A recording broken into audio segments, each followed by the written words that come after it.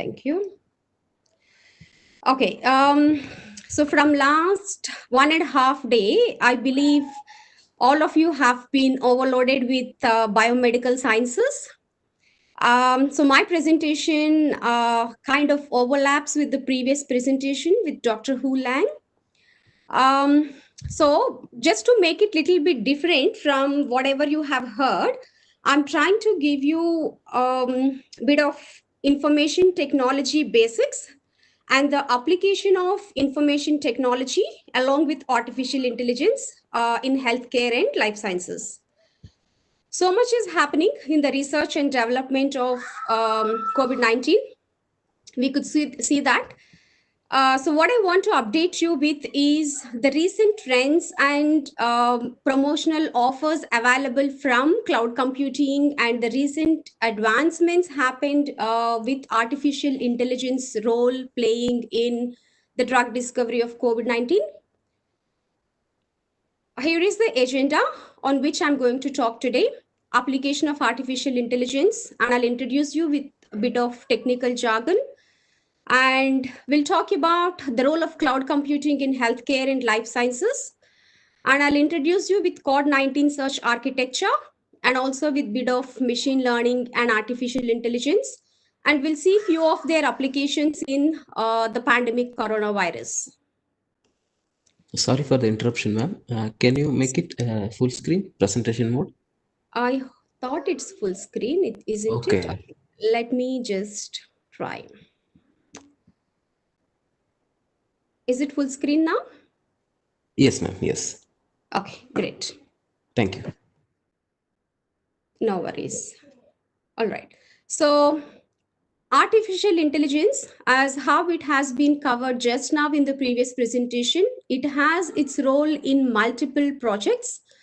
And the application is also there in almost all of the industries, right from agriculture, food processing, transportation, healthcare, drug discovery, business, and retail. I have listed only a few of them, but the application of technology we can notice today in most of the industries. We heard a lot about artificial intelligence, but what brings artificial intelligence into the market today? At the back end, we have cloud computing, Internet of Things, data science, machine learning, big data, and data analytics.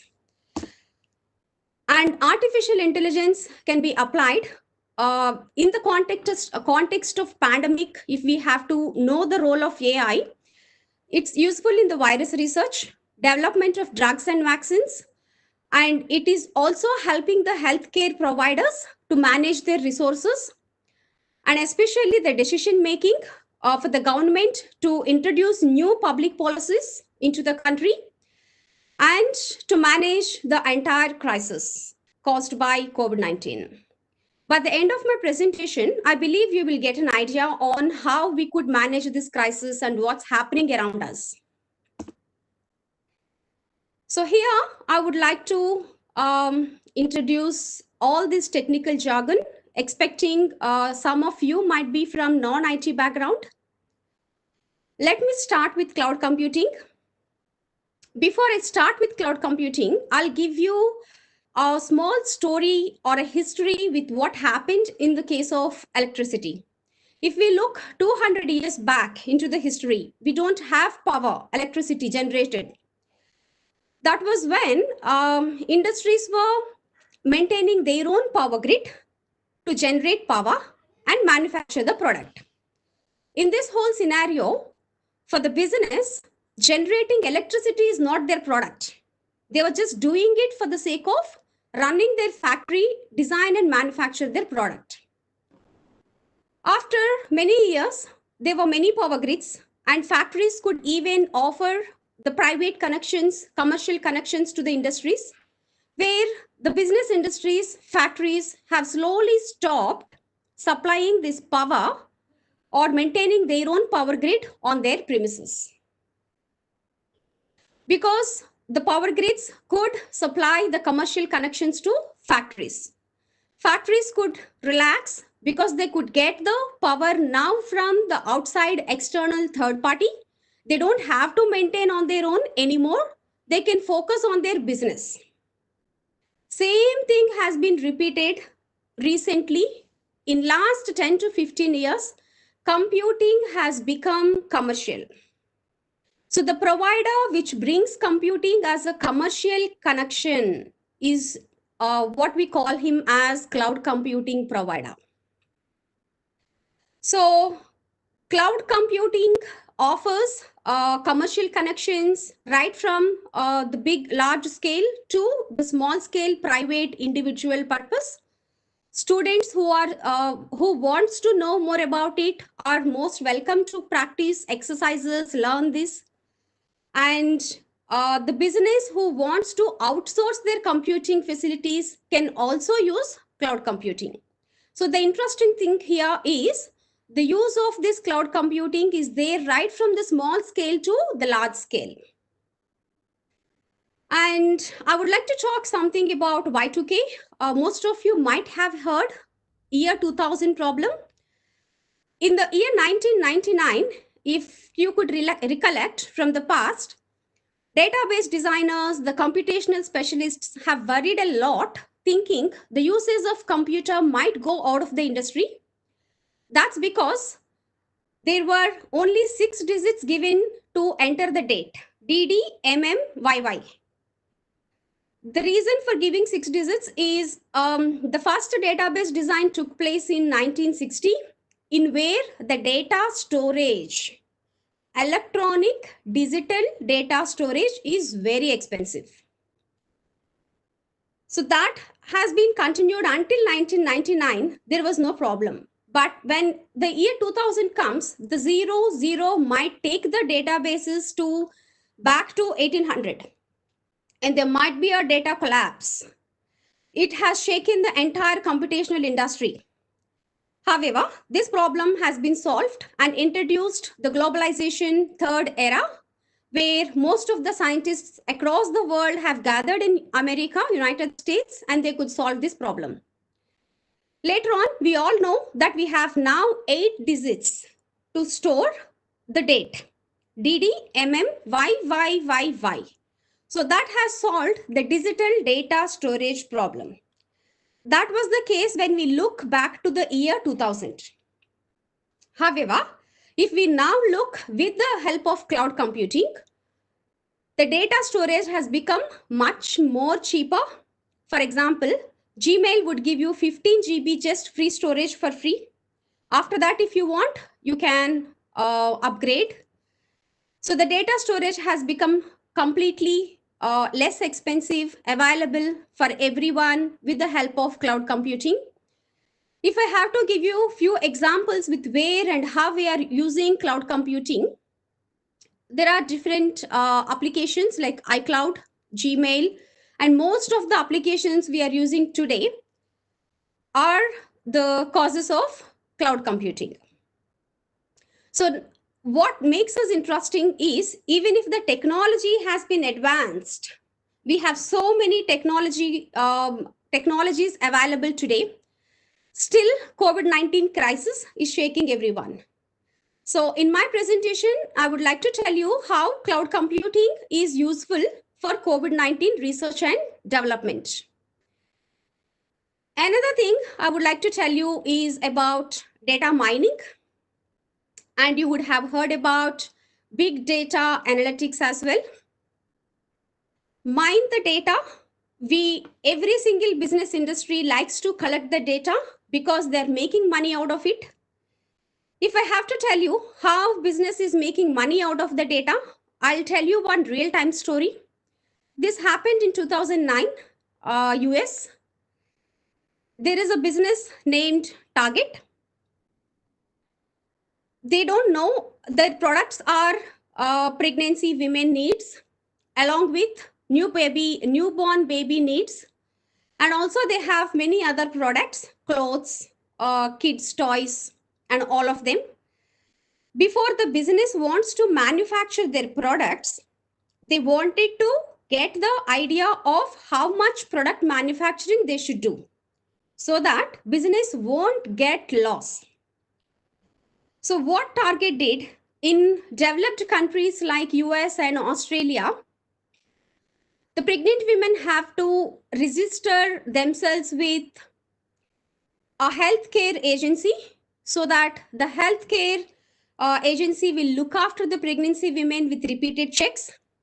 So Target has signed up with the healthcare agency. They get all the data of how many women are pregnant in the city so that they can design their product manufacturing accordingly. See the magic, how business is making use of the science.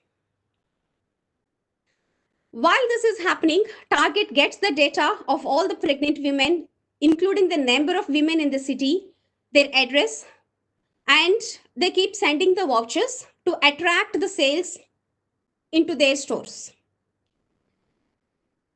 So in one home, father received the voucher and he has claimed a case on Target saying, my daughter, 16-year-old daughter, is not pregnant, but Target is promoting false vouchers to encourage pregnancy in the teenage women.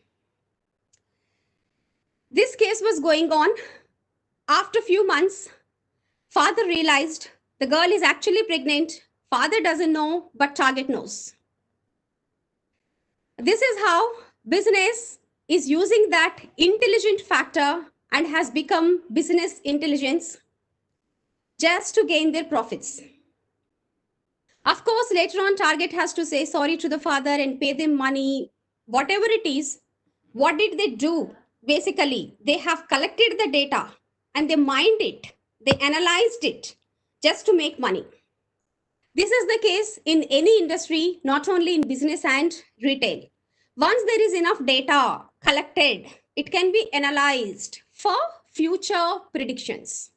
That's what is happening in data mining, data analytics, and artificial intelligence is making use of it. So IoT, Internet of Things, the examples are smart city, smart home, and the pacemaker, the device which is installed into the person's heart, and the Fitbit. All of them are examples for IoT devices. We have so many IoT devices around us today. These devices are connected with each other through network, and they keep generating the data, and this data can be saved in cloud, because we know cloud is the place for data storage with less price. So IoT is also playing role there in collecting the data. Cloud is hosting that data. Data analytics is analyzing that data to make money. This is the connection between cloud, IoT devices, and data analytics. And in the upcoming slide, I'm going to show you a figure where how IoT and cloud computing together could be used in healthcare. So this is a wireless body area network, which is connected with the help of IoT. The person's body can be installed with the sensor nodes, and that nodes communicate with the application in mobile phone. Once the mobile phone Bluetooth is on, it is ready to connect and communicate to the nearby devices. The data whichever is generating is now available online, live, for the families to check and for the patient to have a look, for the healthcare professionals, where IoT cloud acts as a central data repository. So it's easy. It's like a common locker for everyone to make use of with their own passcode. So IoT and cloud computing are playing a major role in healthcare platforms today. So after IoT, now will be going to look at AWS. AWS is Amazon Web Services. What is he offering today for the healthcare and life sciences research? AWS is one of the major global cloud provider. Apart from him, we also have Microsoft Azure. So AWS has already collaborated with the healthcare providers, public health organizations, and many other government agencies around the globe to study the effect of COVID-19. As you have seen in the previous picture, the main use of cloud computing is to offer a centralized data repository. So they offer HPC consortium high performance computing, where researchers and scientists can make use of the unlimited virtual infrastructure capacity. Most of you might be using HPC for molecular dynamic simulations, which may not be supported, but if it is combined with AWS, they have high capacity computer consortium and they offer unlimited infrastructure capacity. Further, for the diagnostic development, they also offer some promotional credits to support the diagnostic research. If anyone is interested, the links here would help you to apply as an institute or as a company for further diagnosis and development on COVID-19. And they also offer the free genomic analysis. NVIDIA genome sequence analysis of COVID-19 is available, in where scientists and researchers would receive a free 90-day license to access the genome sequencing, and they can analyze it further. And they have a machine learning enabled search data set. They offer a public data lake, which can be accessed with the help of CORD-19 search. This CORD-19 search is very similar to Google search or Google Scholar, PubMed, Scopus, whatever database we take there. They all work with the help of machine learning at the back end, the programming, which can match the keyword, user's keyword with the search keyword. And it matches with all the document repositories available in the database. Whichever are closely related, those would be given as the search results. The very similar way, AWS, in order to offer a collaborative, centralized repository with up-to-date information, they have already collected, and they are collecting right now the research articles published in relation to the spread of COVID-19. And they created a central repository which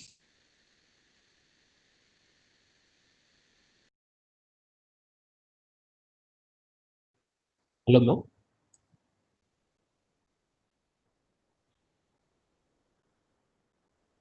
Hello, ma'am.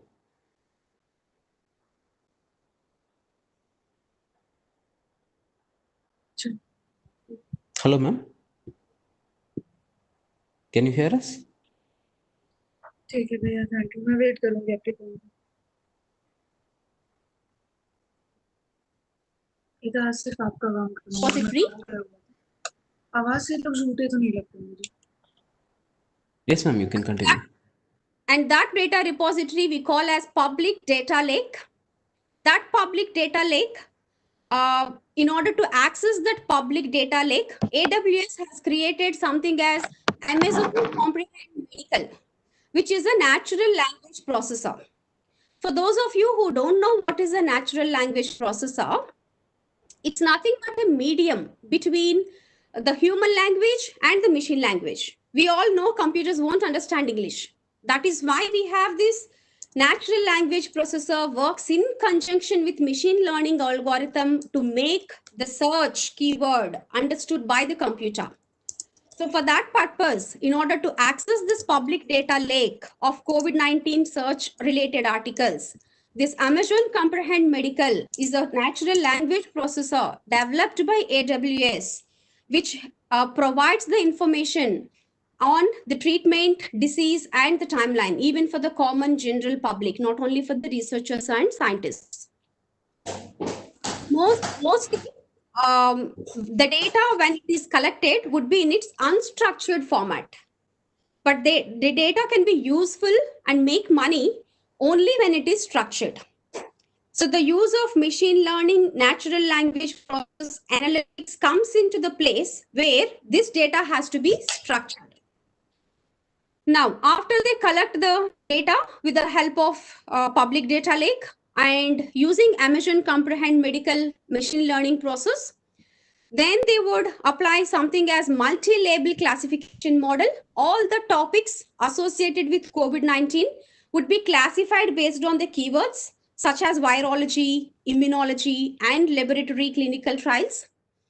So based on that, they classify all the articles and they are saved in Amazon Kendra. Amazon Kendra is a highly accurate search service machine learning robust natural language algorithm which can provide the proper search. So if we check the same thing with the help of a diagram, we have a public data lake here, which is made up of the articles published across the world. And we have this processed data set here. This would becomes enrichment. This would be enriched once it's supplied with natural language processor and machine learning algorithm. And the indexed articles would be saved in Amazon Kendra, where it provides all the articles classified based on a model, keyword like virology, immunology. And this is our NLP here, natural language processor, Amazon Comprehend Medical, which will help people to give whatever article they are looking for. So this is an advancement with Code 19. So this is COVID Research and Development 19 Search Architecture, exclusively designed and developed by Amazon for COVID-19 research and development. If you have published article related to COVID-19, please go and search after the presentation if your article is lying there or not. And why did AWS has done that? What is their long-term vision in doing that?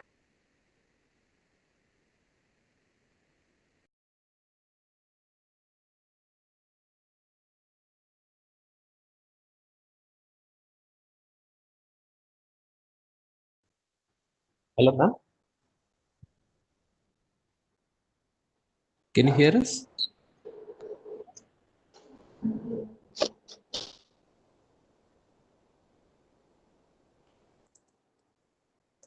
Hello, ma'am. This Code 19. Is there any disturbance? Yeah, your voice was not audible actually. Okay. Is it better now? Yeah, it's now fine. It may Thank be you. because of the unstable internet connection. Yeah, could be possible. Sorry That's for that. Yeah, I'm sorry for that. you can continue, ma'am. No problem. Okay. So by accessing Code 19 research and by doing the literature review, there is a hope that the patient data can be collected, aggregated, and there would be a good progression in the drug discovery as well. And this Code 19 search also, it provides the evidence-based topics on incubation, transmission, therapeutics, whatnot. They are not just the articles or people's opinion, they were evidence-based. So it's easy for scientists or the general public to quickly query on or to validate their research, advance the world's the remaining global investigations. That's all about Code 19 offered by AWS. Now, the next topic I want to talk on few of the mobile applications used for COVID-19 tracking and treatment. There are different applications available across the world. Every world names them differently. COVID Safe in Australia, Arogya Setu in India, COVID Watch in US, and there are many more. I have listed only few of them.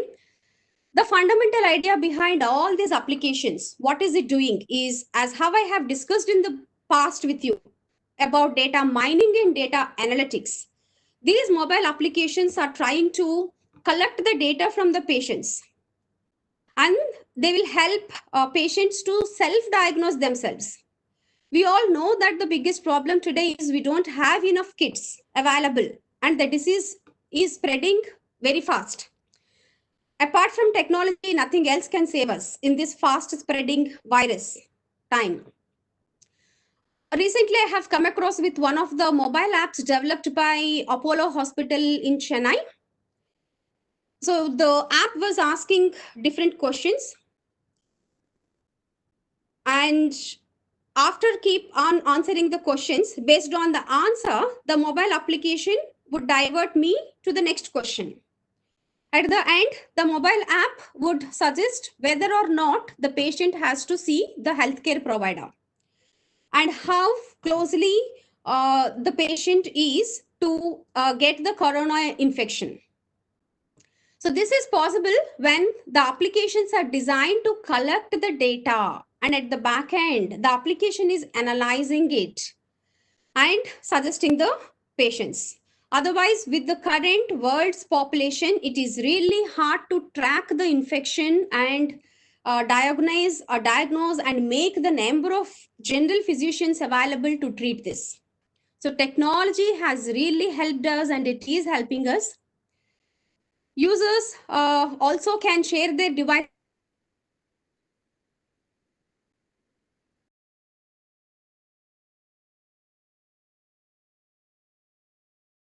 Hello, ma'am.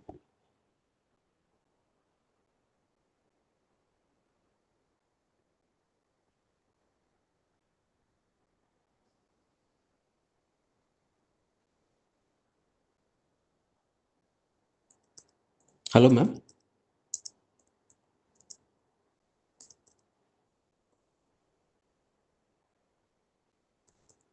Hello, ma'am. I think And your audio is lost. oh, my audio was lost. Yeah, Okay. from the last slide, actually. Okay. Is it okay now? Yeah, now it's fine. Now it's fine. Clear. Okay. Okay. So what I said in here, in this slide, is how these mobile applications, with the help of data analytics, machine learning, artificial intelligence, have helped us track the patient's location so that new people will not get affected with the same virus again.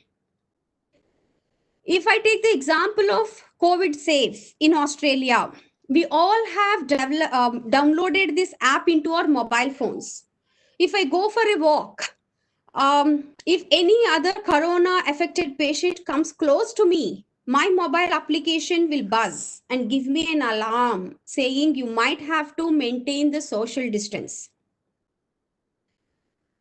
That way, I can keep myself isolated and still maintain social distance and protect myself. Even if not all the applications work the same way, most of the applications are aiming at tracking the patient location, collecting the data, analyzing the data through which government can make the public policies. Due to privacy reasons, Western countries are collecting anonymous data. They don't want to be identified. Whereas in Eastern countries, they're collecting the personal identifiable data. But the aim of all the applications is the same, is to track and warn the patients close by. With the help of artificial intelligence, patients could even be tracked after the cure of the disease. So in here, I would like to introduce you with a website, Health Map. This is the first website hosted by Boston's Children's Hospital. They have used AI to scan the whole in social media, news reports, information technology reports, information systems reports, and all the keywords, search words used by the people. And they kind of came up with this prediction before the onset of the disease. We all know that the disease started in Wuhan, China, November 2019. So in December 2020 itself, this health map website has been designed with a prediction of how this disease is going to spread. So when it comes to these predictions, yes, AI is going to help us a lot. They have kind of created an early alarm with the potential of happening this disease, along with the help of machine learning. And AI researchers have also teamed up with many other tech companies to track the disease. And because of this, we now have the global spread of disease with the accurate number of patients affected and how many of them have been cured, things like that. So these red color things are explaining how many countries and the onset of disease in all of them. You could also recollect how Google Maps work with Near Me app. The same technology, same logic at the back end of Google Maps as well. So the very same way, in the very beginning, Health Map website has sent an alarm to the entire globe to be careful. So even after this, we could see how the virus is spreading across. And how else machine learning and artificial intelligence are helping us to diagnose and customize the medical care to get the better results. The biggest use of artificial intelligence is that it is very fast and it can quickly analyze the irregular symptoms. The dangerous feature of COVID-19 is that the symptoms are not stable and not unique across all the patients. The recovery rate is not again common across the patients and the places. So if we have to gather that much information with irregular symptoms, definitely AI can help and alarm the patients. And it is helping the healthcare authorities also to develop a new diagnosis management. AI can also be used with the combination of computer tomography, CT, and the MRI scan for the human body parts. Now, what is the use? When we club AI with one of these medical techniques, the results are more accurate, robust, and fast. And AI is used across the world today, especially mostly in Europe for the drug research to analyze the COVID-19 behavior. And the main purpose of AI is to analyze the level of infection, and it can create the clusters and the hotspots, whatever we are hearing around us today. This is a red zone. Please don't go there. And there is a hotspot. That is a lockdown suburb. All these are happening because of AI's red flag study, through which it has analyzed in this area, there are many patients in this location. So the possibility of spreading the disease is more. So this kind of studies are possible with AI, and it can track and forecast the nature of virus infection based on the data it has already collected. And it is used in speeding up the drug designing in real time as well. So for the real time is what I have given you the example of Google Maps. You are in a specific location, you want to see the near me. If you want to check who is the near patient to you, again, AI can be used to collect and warn you. And yeah, the significance of AI comes where it's much more faster than human intelligence. Accelerate the process significantly is possible with AI. The speed is not equal to human. It's much more quicker. And this company in Europe, Benevolent AI, it's a AI company in UK, which has used and analyzed the drugs using AI. They used it to make high order corrections as well, which human body wouldn't be capable of making.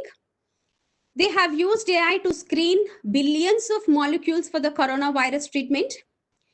And it's also been noticed in Italy. We all know that Italy is the country which has got a lot of damage because of COVID-19. So during the treatment of many patients, what they have noticed is they try to administer the daily dose of the rheumatoid arthritis drug, baricitinib, along with an anti-HIV drug with the combination of lopinavir and ritonavir. Surprisingly, the patients who received baricitinib had mostly recovered. Out of 12 patients, 7 who were given with lopinavir and ritonavir were also discharged from the hospital.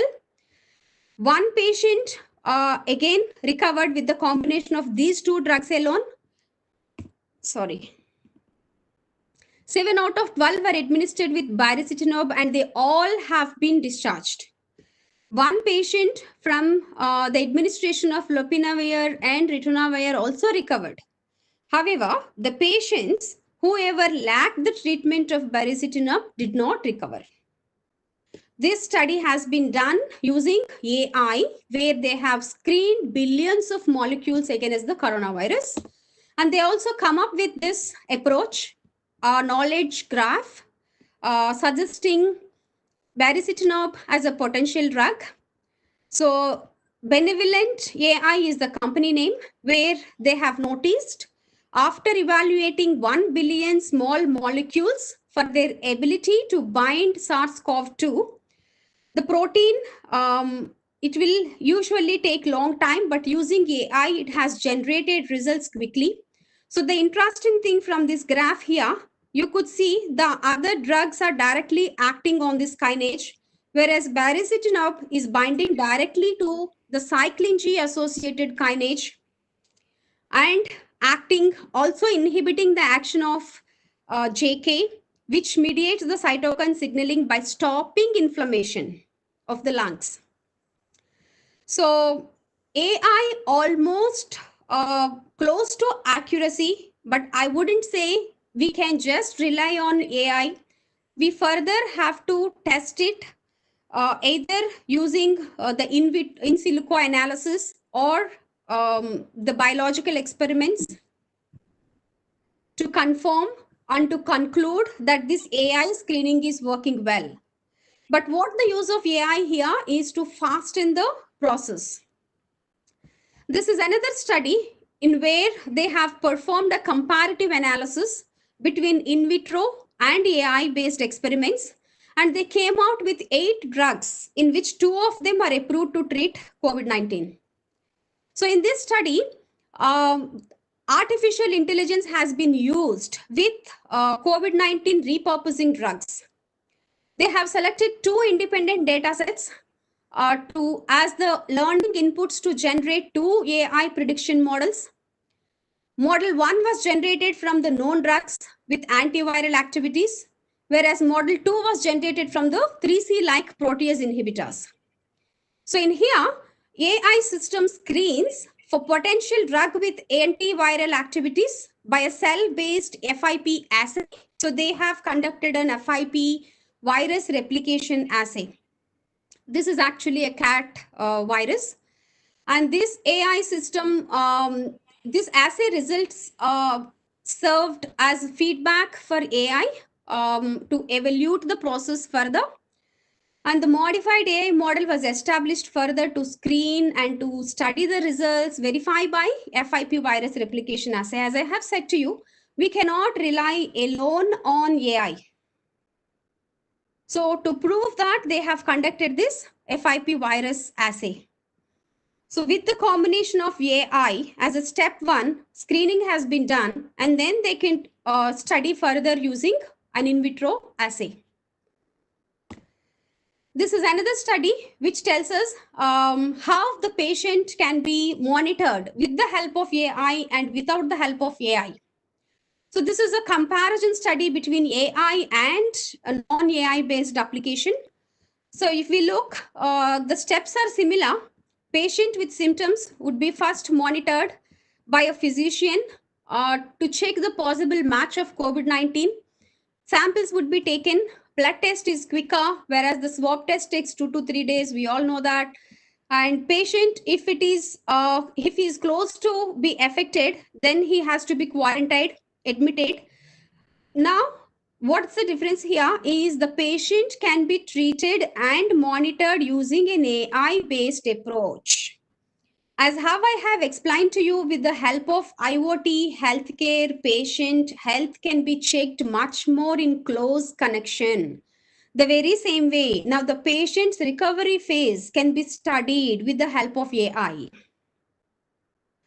If after recovering the patient again tests positive, he has to be isolated. If he tests negative, he can be cured. If there is no use of AI, then the patient would not be monitored and treated, and the further future predictions with respect to this patient health, life may not have a track. That's the difference. So this study has been made from by reading many articles from PubMed, Scopus, and Google Scholar using the keyword of COVID-19 or coronavirus and artificial intelligence. And they have identified 7 significant applications of AI for COVID-19 pandemic. And the significant applications are also applied to track the data, confirmed and recovered death cases as well. This has been happening across the world around us today. For us to get the complete information, no doubt AI has helped. And to conclude, one of the most immediate and impactful applications of artificial intelligence is to collaborate the global scientists across the world, academics to guide further, and to move the literature faster so that the drug or vaccine discovery is faster than expected. There is this Allen Institute for AI, which is also working on with their scholars team to come up with COVID-19 vaccine. Let's hope for the best. If AI, machine learning, and the technology, the combination of this technology with healthcare and life sciences would keep the world at a peaceful place. And that's all. Thank you all for listening to me. Any questions I'm happy to take now.